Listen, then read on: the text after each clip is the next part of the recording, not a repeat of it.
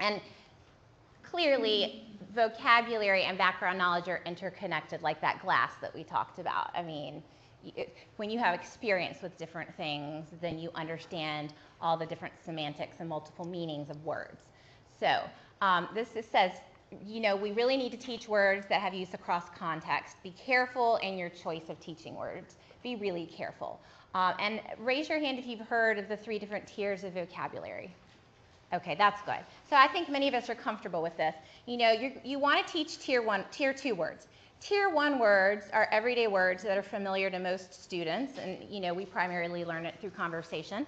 Although you do need to pay attention, because Robin Hegner has that great story about the student who didn't know what the word paw meant, like a cat's paw. You wouldn't think you'd have to teach a paw, but the child thought a paw was only the foot of a dog.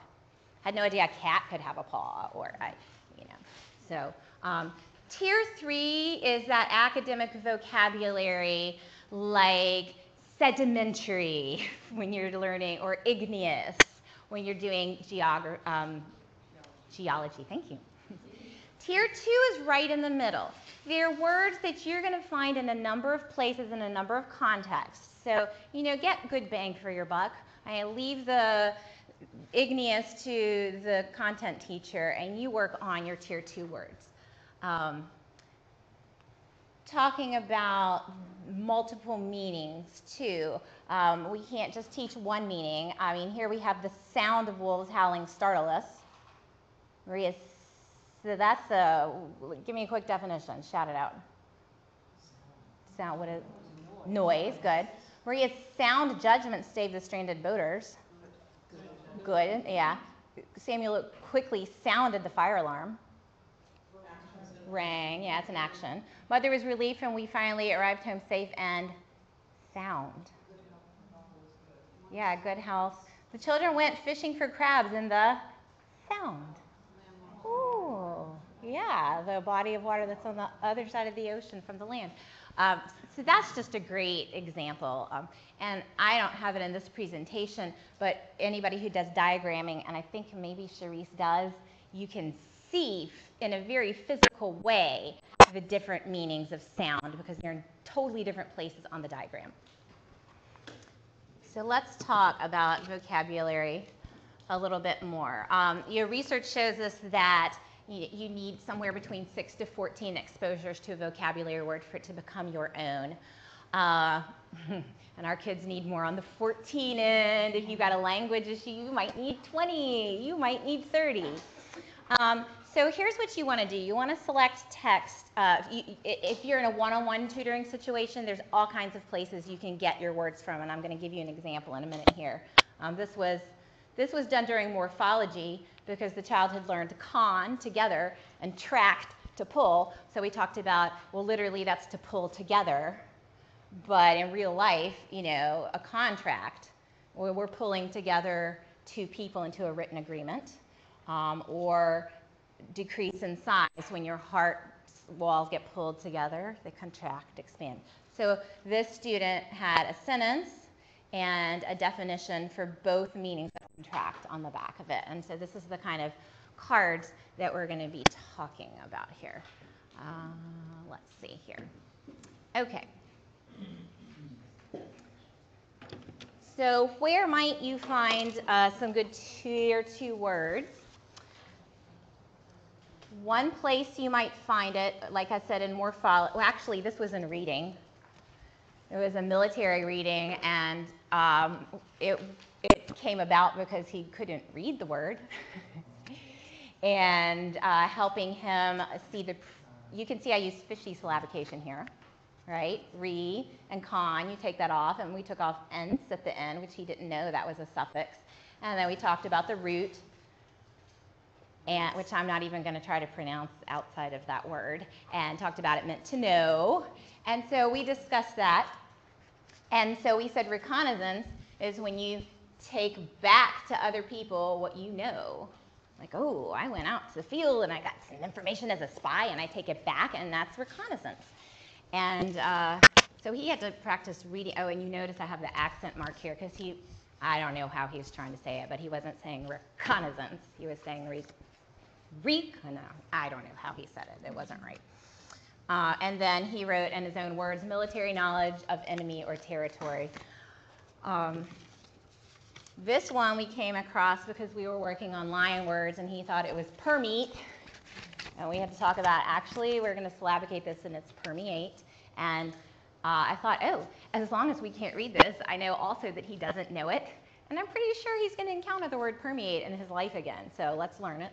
And usually I gave him very simple definitions to fill. Decisive, again, was a word that he read incorrectly. And we stopped and did the definition when I realized he didn't know what decisive meant. Choosing quickly. Rain. So when we're doing these cards, I like to do a really simple definition. And our kids need, if you've got a language issue and you give a definition that's 5 words, that's like, like one, if you can do 1 or 2, that's good. This kid hated drawing pictures. I made him draw a picture here, and yeah, this was scrutinized. But yeah, you can see how lovely the picture of the eye is there. I mean, he hated to draw for a reason. So this one, there was the one where I actually had to show the picture of the rain, and I cut the picture out and put it on there for him. So you're going to find words. Not only, you can find it in syllabication lists. If you are reading an AU word list, you might, that's advanced, you might come across audacious. And if they don't know it and you have time and your kid struggles with vocabulary and language, take the time to maybe pull 1 or 2 cards. So what I do is, 1 or 2 cards a day, I would pull, and we would write it down, and we would write the meaning on the back, and then we do activities with them at the end of the lesson. And so what I want to do is I want to practice this with y'all a little bit, and I believe that I don't know if y'all had a chance to get these. Did folks pick stuff up over here? Okay. All right. So what you need is you need 4 cards, and here, you've grabbed one. Can you take one, pass it down? I've got it. Yeah. So 4 cards. I'll need 4 cards. I got them. Okay. I think that's 4. Yeah, take it. All right. So what I would like you to do is I would like you to write each of these words on the card. And while you're doing that, I'm going to talk a little bit.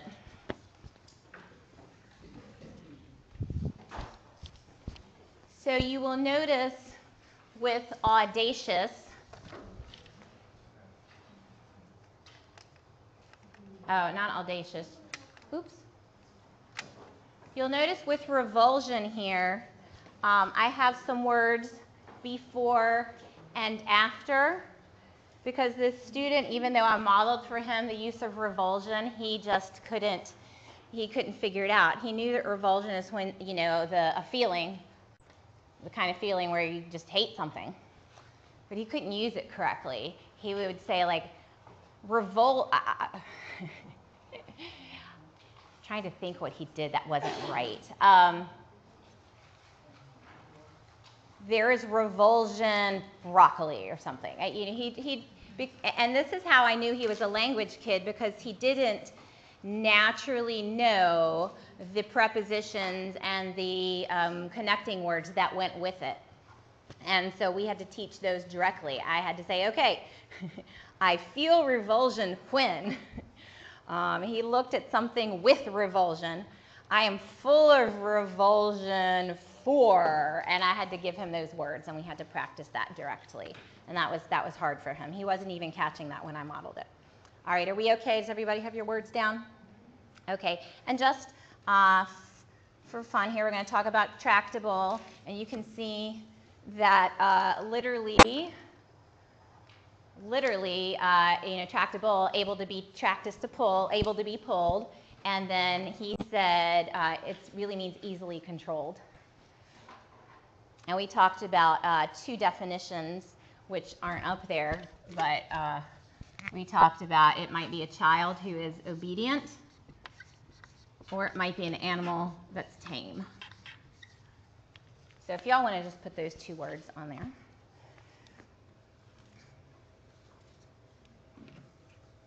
And then revulsion, you can see I drew this picture because he just was struggling.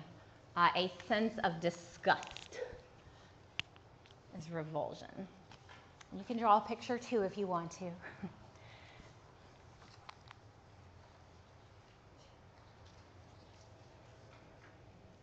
All right, and poise, again, I wrote a little hint, have poise, you show poise. We finally, like grace or balance or control didn't work for him. He finally came up with not awkward. Another one is coolness under pressure is poise. I wish I found that one last night. I wish I'd had that one back then for him. And then audacious. I remember he liked this one. He wrote bold, and then we realized when we tried to use it, or he tried to use it, we realized it really was very bold. Like he would say that, oh, that's an audacious pink that you're wearing. I'm like, yeah, no, it's not that kind of bold. Okay, so after we make these cards,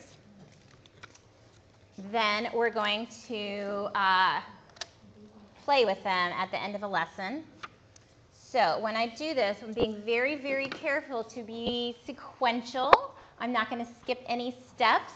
I'm going to go from easiest to hardest. I am not going to say, hey, we wrote this yesterday. Tell me what poise means. How successful is that going to be? Not so much. Okay, so we're going to go easiest.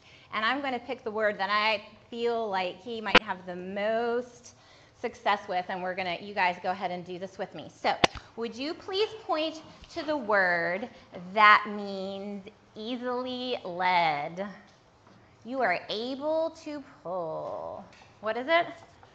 Good. All right, please point to the word that means coolness under pressure. Yeah. And so if they point to the wrong one, what's a good error correction for that? Well, I probably would let them discover their own error. I'd say flip that over and tell me what that says. Do you think that's right? All right, so you got 3 more choices. Okay, point to the word that means very bold. Point to the word that means a feeling of disgust. Okay, so you can see that's pretty easy and unintimidating. And again, if they mess up, they can fix it because they just flip their card over. All right, the next level is you're going to finish my sentence. And this is where I'm doing a little bit of modeling for them, because just having a kid copy a definition, write it down, memorize it, does not teach vocabulary. You actually have to use the word to own it. And so this is a start for them using the word, because I know they can't use the word on their own yet. So I might say, okay, when I stood up and spoke in front of 100 people, I had good. The dudes who just climbed Mount Everest with no oxygen were audacious. They were very bold, yes. The child who yelled at his mama was not, yeah, she could not lead him to be obedient. He wasn't doing what he was told. What I feel for overcooked spinach is good. And I left revulsion to the last one because obviously that's the only one left. And I know that would have been hard for him. If he had given him that one first, he might have gotten that one wrong. Okay, so the next one is I'm going to model a sentence, and then I'm going to get him to tell me one. So I might say, okay, poise. When Alex asked out the cutest girl in class, he really showed poise. And so what the language disordered student might do is, when my brother asked out the cutest girl in class, he really showed poise. And that is fine for day 1.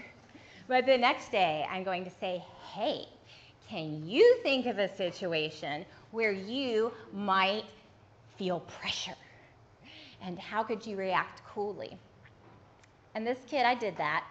I had to give him a lot of wait time. And every single time, he was a smart kid. He could come up with a scenario. And then I remember the word VEI, veil, like, like a, and I had to think, like, we looked at pictures, we talked about it, and he thought, and he said, when my dad married my stepmom, she wore a veil. And he had experience, he just had to think about it. So just because you have trouble with language doesn't necessarily mean that you're not bright. You might come across as not bright because you can't express what's in your brain. Let's see here. Let's try another one. The jockey worked hard to teach his horse to be tractable. Who would like to give me an example of a tractable sentence? You guys I know you'll have a good one. Very nice. I like that. Very good. Okay. Let's see. Stealing the VCU RAM was an audacious prank. So if I say that, then what do you think I'm going to get back? I'm going to get another prank sentence back. So the next time I have to use audacious in a different way. Let's see. Oh, I feel revulsion when I see my teen's disgusting bathroom. And so, of course, what you're going to get next is, I feel revulsion when. And that's good, because he's practicing using it correctly with the right subordinated conjunction and the right clause and everything. So, okay, so the next step would be, what do you think? I've modeled for him, and then he's given me a sentence. The next step is he's going to give me a sentence on his own. And this is where I probably have a game. Maybe it's, I had to connect four with him like crazy. I'm like, all right, tell me a sentence for this. You get to take a turn. Tell me a sentence for this. You get to take a turn. We play for 4 minutes, and he did a bunch of sentences, and it wasn't too painful. Now, the other one that you can do is just go straight with meaning, and you can say, which word means coolness under pressure? That was really tough for him. What I never did, but you can do with more advanced kids, is tell me the definition for poise. And again, I feel like something like that is much less useful than actually using the word in a sentence. So what I did, you can see a check on this one, as we went through these at some point, and I called it pick 5. And we go through them. So actually, a lot of days we only had time for pick 3. And I would go through, I'm like, okay, we're going to pick 3. When I get to one that you want to tell me a sentence or tell me what it means, you stop. I'm like, how about this one? And he'd either pass or play. And so if he chose to play, then he had to tell me a sentence with robust, and then I checked it off. When he got 5 checks, then we got to, take it out, or, he wasn't a kid who wanted to like burn it or throw it away or chop it up, but some kids would. And then I get to this, and he's like, oh, I'm not ready for that. And I'm like, okay, well, I am filled with dismay that you were not ready for this. And that's just, once you have a card, you can play pick 3, pass or play. You can do that in 60 seconds. And if you do that every single day for 60 seconds, think how much the child will know by the end of the year. So any questions on vocabulary cards? Yes, ma'am. So the 4 steps that we just went through, would you do those all in one sitting, or just spread them out? Those are sequential, and I'm going to stay on them as long as I need to, but rarely on one day. I have to say, though, if they know these words, I might warm up with, if I want to do them, I tell you a sentence, you tell me a sentence, and that's my activity for the day, because before he's finished the sentence, I would probably warm up with, all right, blah, blah, blah, blah, blah. Or I might review with ones that he knows, and then I might pull out ones that we need to work on. So I might do more than one activity in one day, but probably not with the same words. But you can do whatever your student needs. And obviously, we only have so much time in an LF lesson. So any other questions on this? So this next slide, oops. All right, so yeah, we were sequential. We discussed the word, point to the word that means, finish my sentence. I model the sentence, then it's your turn. Then they say the sentence without modeling, and then which word means, or what does this word mean. This is an entire hour-and-a-half presentation just on its own. I went to a neat presentation by some classroom teachers at Genesee School, which is a school for children with learning disabilities, and they did a whole presentation on cool things to do with vocabulary words. And all I'm going to say is I have done this one where I took these and I just stuck them on the board with tape, and you know, he whacked through something at him, he shot the rubber band, and whatever he shot, then he had to tell me his sentence. If I were a classroom teacher, I would be all about this. So we would go on a scavenger hunt and take pictures, and the teacher who did this said, you know, it was really interesting, like if somebody had a picture for scrutinize, and maybe we wouldn't understand it, but in explaining why the child had picked the word scrutinize for his picture, he learned a lot about the word scrutinize. He had to defend it, and in defending it, you gain understanding. So I think that's really cool. Yeah, Pictionary or charades, a lot of these don't work in a one-on-one setting. Yeah. Okay, so we are going to move away from vocabulary because I'm assuming you guys, vocabulary is pretty easy. You know, it's a little bit cut and dried, and y'all all have books and resources for vocabulary. This is a little tougher. So we're going to talk about language structure, and specifically, we're going to talk about syntax. So syntax is the arrangement of words or phrases to create well-formed sentences. So here's the problem in English. There's an unlimited number of arrangements, and so English syntax is really, really complex. Other languages, not so much. So you don't understand syntax, we're in open com. And syntax is basically the order of words in sentence. Okay, this poor. Yoda had issues with syntax. Writing quirky sentences, Yoda will not. So the question is, why should we focus on syntax to improve reading comprehension? And this sounds kind of like a duh thing, but you know, the inadequate ability to process syntax of language results in the inability to understand what is heard as well as what is read. This is compelling. And this woman writes a huge amount of language curriculum and does a really good job of it. But beyond word knowledge, which we just did word knowledge, it's the single most powerful deterrent to listening and reading comprehension. If you have a really, really long, complex sentence and you're listening to it, your brain just wants to turn off.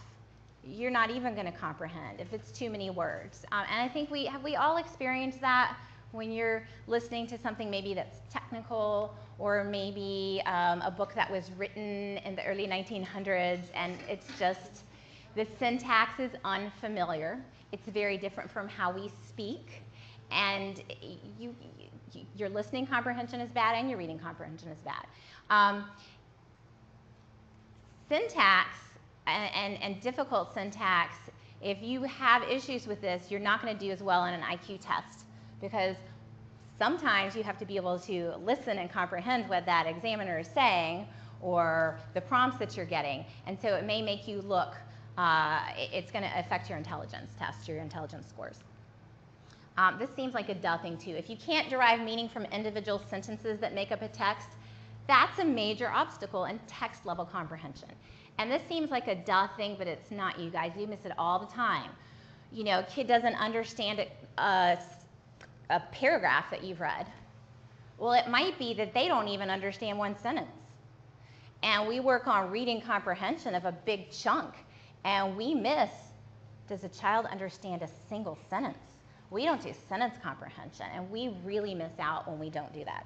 Or even phrase comprehension or clause comprehension. And if you've got a language disorder, then you need direct instruction in that. So it's kind of like if you are trying to get from the land of word reading to the land of reading comprehension, you need the vehicle of syntax. And you really need a good vehicle. You do not need, I don't know, a 1976 Dodge. We need to help our kids have Mercedes vehicles to get all the way across. You know, if your vehicle's flawed, it's not going to transport knowledge very well. Okay, I'm going to give a couple more rationale things on syntax, then I'm going to give you a break, and when we come back, we're going to do syntactic intervention. So this was fascinating. I went to a presentation on Stephanie Gottwald, and I love her so much. She presented at VBIDA, I guess, 2 years ago. And so she did some research, and she found that, in essence, she looked at different subordinating conjunctions and signal words, and she asked kids to make sentences with them. And kids did great, but the one word they struggled with was because. Well, it wasn't because they didn't understand because. It wasn't because they didn't understand causal relationships. Here's the problem. In real life, when we use the word because, we often use it as a phrase, and kids hear it as a phrase. Well, why did you do that? Because. Why were you late? Because my car ran out of gas. So when we use because, we don't use it in a complete sentence, we use it in a phrase. And so kids learn, if you're not reading a lot and you're not reading, you don't get the word because in a more complex clausal situation until you're hitting higher level reading. And so if you're second or third grade and that higher level reading is at fourth grade, you might never have seen or heard, or not often, because used in a complete sentence. So when kids read words like because, it seems like an everyday word, like you should be able to understand it. But they understand because in a different way, simply because they've heard it primarily in phrases. Does that make sense? Okay. So here's the fascinating part, y'all. Okay, this blows me away. So research tells us that sentence complexity is a culprit in reading comprehension difficulty. So sentence complexity. So think back to grammar school, and you talk about sentence structure. And sentence structure, subject verb, that's a simple sentence, right? If you take a subject verb and a subject verb and you stick it together with an and or a but or an or a nor, that's a compound sentence. Simple plus simple is compound. Complex is when you have a clause in the sentence. So an example would be, because I ate 500 donuts, I gained 30 pounds. So because I ate 500 donuts is a clause. So somebody looked at science text, and this was fascinating. In this particular study, they found that 12 of the sentences had one clause. 10 of the sentences had 2 clauses. There were 5 sentences on this page or whatever that had 3 clauses. 3-clause sentence, that's complex. And we're going to see how difficult a 3-clause sentence can be to understand. So the clausal density in this 4th grade text was, on average, each sentence had 1.7 clauses in it. So I round up, on average, 4th grade texts have about 2 clauses per sentence. That's a lot. Look at 7th and 8th grade texts, also about 2 clauses per sentence. So no wonder 4th grade, that's when you start reading to learn, and if you don't and you're reading some pretty complex stuff. You're reading stuff that's as high in clausal density as 8th grade texts are. No wonder 4th graders we start to see these comprehension problems in 4th grade. Okay, so here's the issue. When you have a clause, a lot of times it comes between the subject and the verb, and you have no idea who did what to whom. So if I've got a younger kid and I say, the dog that the boy's washing looks happy, and you're going to say, who looks happy? What do you think the answer is going to be? It might be the dog, right? It might be the boy. You're going to get both, because the kids are, looks at happy is way away from the word dog. Okay? Harold, whose army had just fought back and an invading group of Norwegians, made many tactical errors. Well, what's the action in there? You'd think, wouldn't you, right? Yeah. But really, the sentence is, Harold made many tactical errors. So if we're trying to find who did it and what did they do, is that pretty tough to understand? If I had taken out this clause and I just wrote Harold made many tactical errors, we'd get it. This one's ridiculous. The thoroughly rewritten and meaningless amendment that was inserted by the senator's aide was a disaster. Well, what was a disaster? Right, we get that, but our kids might not.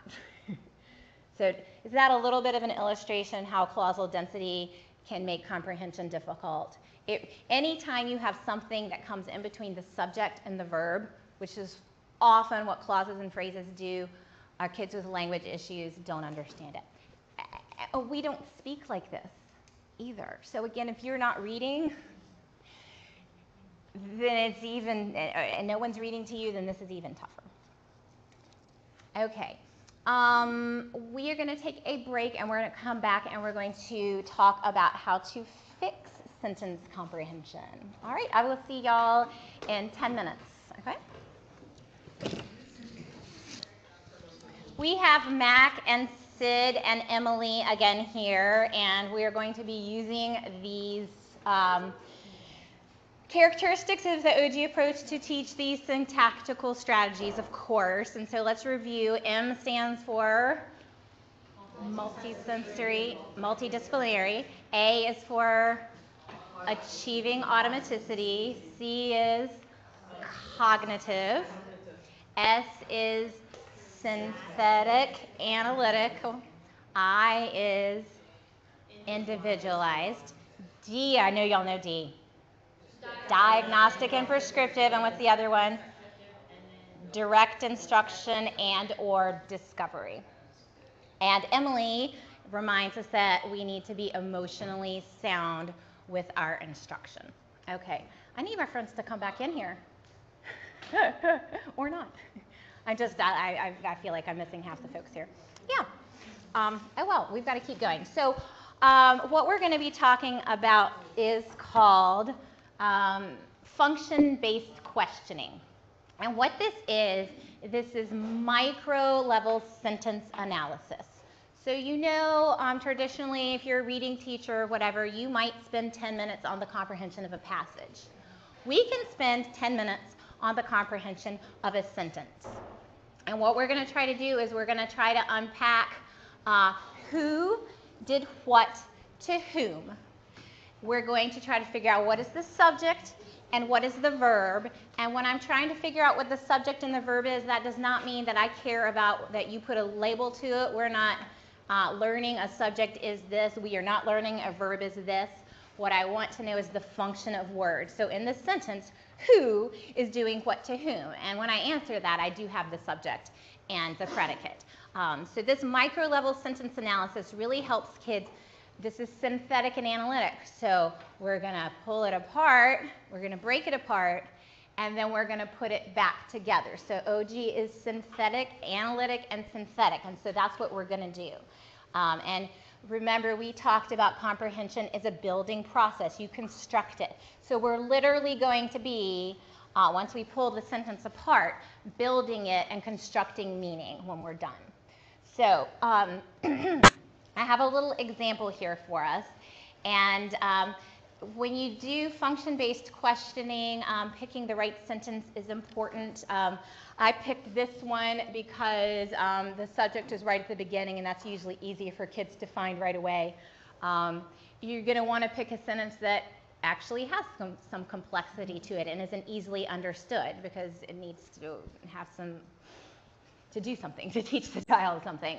Lots of times a main idea or conclusion sentence would work here. I picked this one. Honestly, this was the first function-based questioning I did with this child because I knew she could be successful with it. So what I'm going to do is I'm going to ask questions to discover the subject, and I'm going to ask questions to discover the predicate.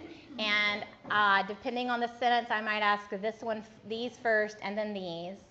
But this time I'm going to ask this. So my first question is, who or what is this sentence about? Good. Now, if the child, let me read this first, by the way. Yudi and Tula are taken to the mainland a couple of days a week to rest because the weather conditions on the island are harsh. Yeah, this was about some shepherding dogs on an island somewhere.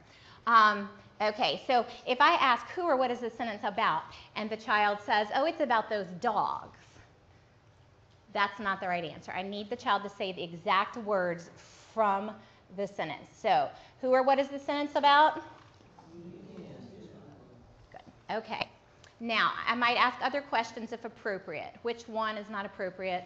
What kind is not appropriate? How many is not appropriate? So we're done. My next question, what did they do? And so I might say, well, I want you, yeah. So she might say, well, rest. What do we think? What's the action associated with Yudi and Tula? And it took a while to get here, but they are taken. Okay, that's the action that goes with them. All right. So now we're going to ask some questions. Well, they're taken. When were they taken? Oops. Hold on. They were taken, oh, that's where? To the mainland. And when was a couple days a week. Good. And why were they taken? Good. And why else? Because the weather conditions on the island were harsh. So you see here, these are, phrases or clauses. The clause, because the weather conditions on the island are harsh. Phrase doesn't have a subject and a verb. A clause does have a subject and a verb. It just can't stand on its own. I wouldn't go up to you and go, because the weather conditions on the island are harsh. That's not a complete sentence. But I have the conditions is your subject and are is your predicate. Okay, so I would go through all this with the sentence. Incidentally, after we do this and I have her reread, she's going to be a much more fluent reader. So when she reread this, she reread it. The first time she didn't stop anywhere or pause anywhere because there's no commas here, right? When she read it again, she said, Yudi and Tula are taken to the mainland a couple of days a week to rest because the conditions on the island are harsh. She paused because she got all of these phrases. She'd practiced them separately. Okay. Yes, so her fluency improved. All right, so you have, I believe, in your little handouts that I gave you this. We added at some point questions to discover the direct object because we discovered we needed that. I will say this is definitely an art, not a science. I went to, when I heard about this strategy and I read about it in research, I'm like, that is so cool, I'm going to use it right away. And it wasn't as clean or as easy as I thought, but the more I did it, the more I saw benefits and I loved it. So the next thing that you might do with this is the next day on sticky notes or like this, you're going to write those answers out. And we're going to do the same thing again. So I'm going to say, all right, read these to me. And she's going to say, go ahead and read them with me.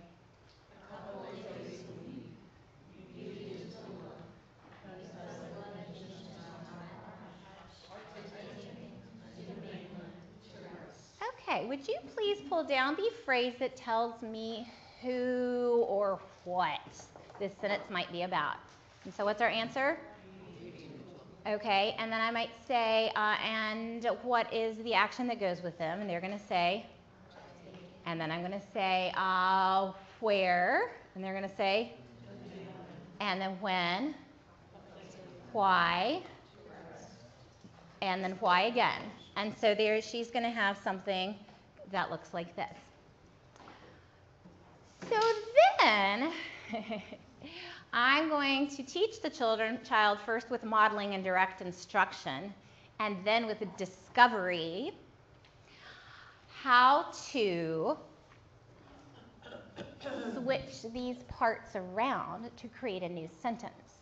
So for direct instruction, I might take this that's at the end, and I might and she's got it all on her desk, and I might put it to the beginning.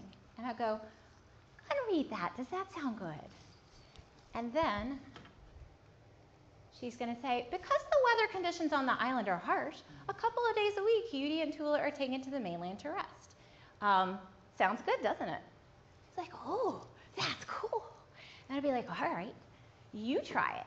Can you move anything else and see if it makes sense? And this is where discovery works, because she might try something and it doesn't work, and she has to read it and see that it doesn't, and we're going to discover what works and what doesn't. And what she's going to discover is these clauses that start with A subordinated conjunction really are nice. You can kind of put those wherever. Why, when, all the things associated with the verb, you can move around. You can't really move stuff around with the noun and describers of the noun. So I'm going to get you guys to take your little strips of paper, and I would like you to construct your own, this is the same strips, and see if you can make a different sentence for me. And you're going to have to work in pairs or trios, sorry.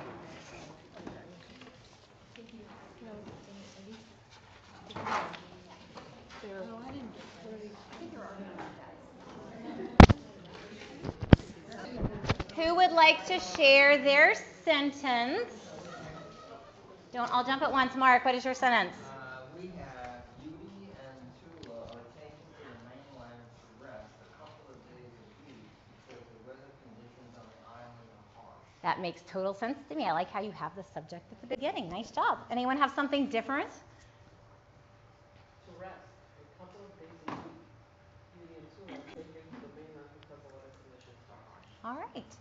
And I might talk about why one is easier to understand than another. So Lauren just asked me, oh, would I do a whole bunch of sentences, and do I do the same one from the day before? And the answer is yes. You know, after you read it one day, you do the same sentence the next day, and I would definitely go deep and not wide. I would have them rearrange it and make several sentences, and then I would talk about why, oh, I like this one best, and maybe you model for them. I like this one best because. And you might even model that, hey, it makes a lot of sense when you have the subject and verb right next to, when you have the subject right next to the predicate, where when you put a clause between them. So, you know, talk with the kids, what sounds good to them, and their opinion matters, and what they think, and they'll be able to tell you what they think makes sense. Even if you've got a child with a language struggle, they kind of often know what sounds good. All right, any questions about this? I have a question. Well, see that word because, I always was taught when I was. Oh, we're going to hit that. I know where you're going. I promise I'm going to answer that question. I am. Okay. So what we're going to do, another strategy that you can do is you can just focus on clauses. And so someone said, oh, well, the key to this whole syntax thing is you have to teach kids to identify clauses. Well, that sounds, boring. I could read a bunch of sentences, I'm fine with the clause, everybody highlight it. Or we could have fun making clauses. And once I make clauses, then do you think I'm going to know them? Okay. So actually, I did this activity for the very first time using William Van Cleve's materials, which are free online, and it's called Writing Matters. And I used this to help a kid whose mom begged me to help him with his writing portion of the SAT. And normally I would not do SAT tutoring, but this kid had nowhere to go but up. And so he was doing subject, verb, subject, verb, subject, verb. And I was trying to teach him to create, we had created compound sentences, and now we had to create complex sentences. But because I'm sequential, I'm not going to go straight to writing a complex sentence. I'm going to practice how do you write the clause that comes at the beginning or end of the sentence. And so a neat way to start clauses is to take a whole bunch of what we call subordinating conjunctions. And subordinating conjunctions, we have some examples here: because, when, after. I've heard people call them adjectival conjunctions. But when you use because as a subordinating conjunction in a clause, yes, it absolutely may come at the beginning of a sentence. Now, when you're little, teachers don't want you to start a sentence with because you're going to use it as a phrase. We discussed earlier, kids use it as a phrase. Once you know the rules, though, you can break those rules. So, okay, so I have here I don't have bag here. I have a subordinating conjunction, a noun, and a verb. And again, I'm going to be sequential, and I'm going to model first. So I am going to pick something from each one of the bag. I have because, and I have teacher, and I have scream. So the clause I'm going to make is because the teacher screamed. You see I added a little to that, but I had to make sense, right? Because the teacher screamed. Who wants to finish that sentence for me? What sentence could we add? Because the teacher screamed, I was scared. Okay. So, let me do one more. When, frog, and barf. All right, I'm going to use these words in a clause. I'm going to start with when. When the frog barfed, I'm going to add to this, in my hand, I had to wash it. Ooh, I should. Who can come up with another way? When the frog barfed in my hand, I was disgusted. Yeah. Okay. All right. So I'm going to let you pick one from each of the bags. Oh, she's going to just be bold. Not take from the top. I like that. She's being audacious. Okay. So you have unless, president, and relax. I want you to start with unless and see if you can make a clause with that. Unless the president relaxes. Ooh, unless the president relaxes. Wow, that's dangerous territory. I made these cards 4 years ago. Unless the president relaxes, North Korea might get blown up. And so this is what I do when the kid makes it, then I will come up with something funny afterwards. Okay, so let's pick on Helene. One from each. Okay, you're going to start with the yellow subordinating conjunction. Even if I hide the, wait, I'm just coming up with a conjunction. So you're coming up with a clause, and I tell you what, let's put robber right after even. Even if the robber hides. Oh, even if the robber hides, I'm still gonna find him. Okay. All right. Let's see here. I'm gonna pick Miss Kate here. Let you pick. Okay, we're going to start with the subordinating conjunction, and then your noun, and then your verb. Although I annoy the verb noun first. Yes. Mm-hmm.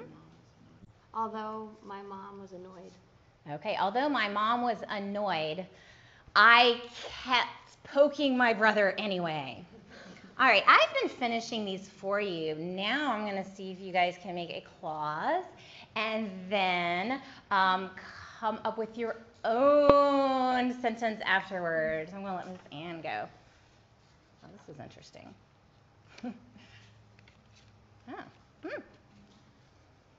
We have before, McDonald's, and hate. This is tough. It can be silly if you want it to be. Here, hold on. I'm going to give you a different verb. Let's try that one. Before McDonald's exploded, chicken McNuggets were on sale. I like it. You're funny, too. Okay. So we just got some experience building clauses, and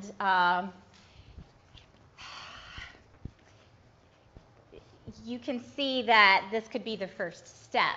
I mean, the next step might be, I want you to write a clause starting with the word when and include something and see if they can do it. However, I'm going to suggest when you do this activity and it's tempting as a teacher to turn it into a writing activity, why might it be better to do this as an oral activity first? Yeah, if your brain is so full of spelling and getting the words down and everything, are you learning what you're supposed to be learning? No. So really, that oral language is related to written language. And in general, that oral language is going to come first. So I decided to try, and I added this last night. I'm sorry. I post stuff and then I add things. When I'm going through it, I'm like, oh, a great example. So a way that I chose to extend it in the lesson plan was this child was doing sentence dictation, and her focus was IGH says I. And so what I thought would be a brilliant idea was for me to give her the clause as dictation and then let her finish it. So I gave her, when I have a nightmare. And she wrote it down beautifully. And I said, all right, would you like to finish that for me? She thought some more. She thought some more. She couldn't come up with the answer. I had to probe. I'm like, well, what does happen when you have a nightmare? well, I'm scared. And well, it took a while. It took a while. And finally, I kind of had to give her the answer. If we talked enough and it came out, this is the same child who talked around and around and around and really couldn't give me the answer. And in talking, I was able to discover that her mom holds her. Eventually we discovered she goes in the bed, her mom holds her, and that's what happens. But she wasn't able to say that to me easily. So then we finished it up. And so I thought, well, this is going to be easier. When my dad drives me on the highway, I thought, wow, she's going to be like, oh, he says bad words or he speeds. This just seems like a gimme, right? She could not tell me again. And finally I'm like, does your dad ever play music in the car? And she's like, yes. All right, let's finish it. When my dad drives me on the highway, he plays music. And so I could see her language deficit really coming out, and I realized we needed more practice in this kind of thing. And if you can't come up with the answer to this, do you think that you're understanding this clause when you're reading it? Probably not. So the next day I was brilliant, and I thought, well, I'm going to give her the first part and then have her write when, and then she has to tell me the rest. That's going to be easier, right? So I said, all right, your prompt is, I might go shopping when. Thought, oh my gosh, this is easy. When are you going to go shopping? Again, it was a struggle, and finally we talked, and she came up with, it's my birthday. Clive feels slightly mad when. What makes you mad when your brother, what does your brother do that makes you mad? That was a little easier. But this really was tough for her. The use of clauses was tough for her. And so we kept at it. We kept at it. But this is the kind of surprising thing that you might see when you have a child with a language disability. And work like this orally really does help. Yes, so why do you think, Mac, why is this, what characteristic of OG might be found in this? It was a very individualized. Good. What else? It was diagnostic. Yeah. So when I had this trouble, I tried to be diagnostic and tried to be prescriptive and mixed results. Oh, right. Yes, I was trying to make it easier for her so she would not fail. Exactly. And also you can see, I'm integrating, IGH. I was reviewing this in with language. So, we were doing spelling and reading together, right? Integrating things. Okay. Another thing that you have to teach actually kind of directly is the use of signal words and how they function in a sentence and what they do to a sentence. So a fun thing to do can be to take the same sentence and see how the second half of the sentence has to be totally different depending on your conjunction and or subordinating conjunction. So here we have your regular conjunctions, and I have subordinating conjunctions down here. So let's try for fun. The teacher liked me and she gave me candy. The teacher liked me. Now, the teacher liked me, but she gave me candy doesn't make any sense, does it? We have to come up with something different, because but is like, she liked me, but. Teacher liked me, but she yelled at me. Yeah, that doesn't usually happen when someone likes you. They yell at you, but means something different's coming. The teacher liked me, so I got good grades. The teacher liked me, yet she gave me bad grades. So we see the contrast with the word yet. The teacher liked me, or maybe she just thought I was cute. The teacher liked me if I kept my mouth shut. The teacher liked me when I did my best. And the teacher liked me because I am awesome. We have this little subordinating conjunction clause here. And again, this is an activity that is just fine. It might be tempting to give a kid a worksheet like this, but really it's fun to do orally so that you're successful the first time. Okay, so this next slide is a little overwhelming, but again, it's sequential. We're going up steps. It has been discovered that you can test kids' language, and actually there's some actual language tests where the only test of the language is giving kids 2 sentences and seeing how they combine them. Can they combine them? And how sophisticated is the strategy that they use to combine them? So level 1 combining is when you're just inserting adverbs and adjectives. So if you have the boy rode his bike and the boy was hungry, you might say the hungry boy rode his bike. The next one, Bob wanted a dog, Tim wanted a dog, Bob and Tim wanted a dog. I find this funny that this is 3 because I would have guessed that this was 1. Mom wanted steak, Dad wanted chicken. You stick them together with make them a compound sentence. Mom wanted steak, but Dad wanted chicken. Yeah, and I don't know, what do y'all think? If you ask kids to combine these, if you ask to combine sentences, don't you think they would probably give you a compound sentence? Anyway. Yes, they would use and, yes, exactly. Okay, so number 4, produce possessive nouns. I love that car. It's Kim's car. I love Kim's car. All right, here is where we come again. So I count sheep, I fall asleep. Now I'm using a subordinating conjunction and a clause. I count sheep until I fall asleep. And this is the hardest one of all, producing sentences with a relative clause. The dancer won the contest, the dancer that did backflips. Your relative clause is that did backflips. So the dancer that did backflips won the contest. So we're going to try this strategy, and how about this? Instead of making you write it, shall we do this orally? If you want to write it, you can. So, and I need this to be up, and y'all have the visual, so I'm just going to hold on to it. So we're going to combine 2 sentences, and we're going to use each level to do it. So the first one is the teacher went home, the teacher was tired. If I'm going to insert adjectives and stuff, how might this go?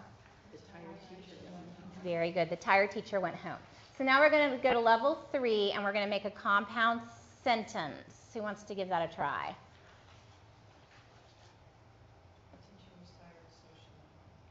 The teacher was tired, so yes. And you can even just be really literal with a kid and say the teacher was tired, so the teacher went home. You want to not have to change the subject into a pronoun. Very good.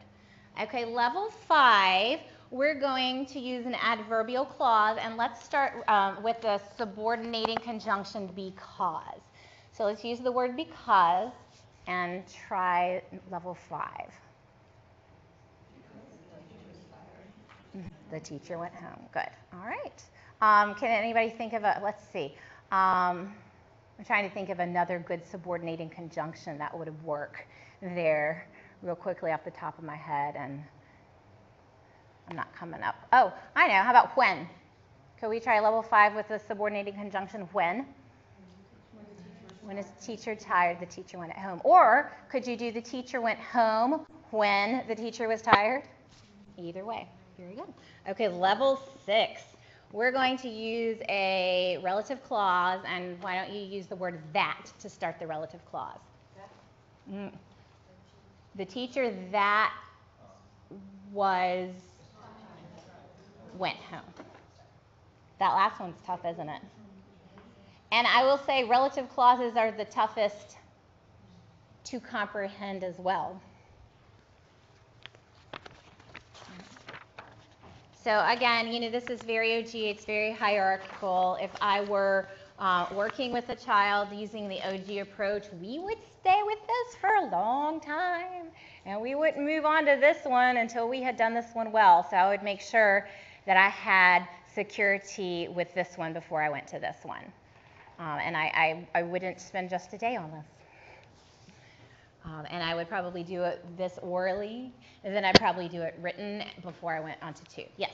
What's a common practice in teaching now with students maybe that don't have learning disabilities, but are they diagramming sentences? I have no idea because I am only in my little box with my blinders on here at Riverside. Does someone else have an answer for her? Public schools now, private schools, yes. Public schools, no. Private schools, yes. Okay. We do diagramming here. Yeah. Okay. Oh, yeah, Mackin said. Okay, I'm just going to talk about finding the main idea real quickly. I know at Riverside we have a squillion resources for this. There's a squillion books. We do this a lot. We probably do this too much. So one that I think is a good idea is to pick a picture and you have several captions, and can they pick the main can they find? What is this mostly about? I'm trying to see what else I want to share here. The one I do use quite a bit is after we're reading, I don't have them highlight the main idea first. I have them highlight details, and then I have them highlight the main idea. And of course, we have to, again, be sequential. You have to know the difference between a detail and a main idea and teach that directly. Okay, so verbal reasoning is one of our strands here. Y'all remember that? We're going to talk about each of these verbal reasoning things here. Actually, we're going to talk about this one and this one. We do a pretty good job at Riverside working on metaphors and figurative expressions because our kids don't get them. And, you know, we have little games or whatever where, you remember when we did history of language and Shakespeare brought things into the language such as a bird in the hand, and our kids don't get that. It's raining cats and dogs. They're just so literal. So we do work with these, and Lexia has some of them in the program that we use. So we're going to talk about categorization. Okay, so I need you to get your notebook paper out, and I would like you, I'm going to give you a minute to pull your notebook paper out, and we have some back here if you need it. Get your pencil out and pencil ready to go. And when I say go in a minute, I'm going to have you brainstorm all the things that you can think of that are green. Okay, so things that are green. And raise your hand if you are not ready for the things that are green activity. Okay, yeah. Okay, all right, I'm going to give you 30 seconds on your mark. Get set, go.